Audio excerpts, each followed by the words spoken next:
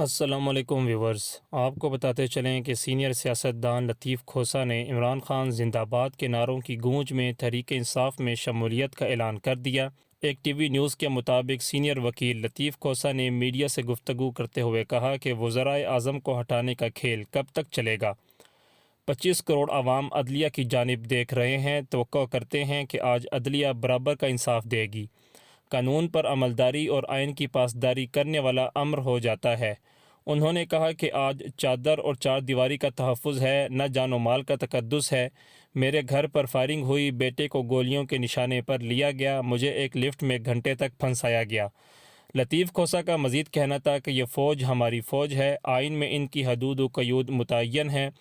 جتنی مراد جرنیلوں، ججز یا بیوروکریسی کو ملی ہیں، ان کے اصل مالک عوام ہیں، جو اپنے پیٹ کاٹ کاٹ کر ٹیکس کی مد میں جمع کروا کر اہل اقتدار کو مراد دیتے ہیں۔ ججز کے فرائض میں شامل ہے کہ عوام کو انصاف فراہم کریں، فوج کے فرائض میں شامل ہے کہ بارڈرز کی بھی حفاظت کریں، اور اگر ملک کے اندر سیلاب یا امن و امان کی صورتحال مخدوش ہونے پر بلایا جاتا ہے تو اپنا فرض منصبی ادا کریں۔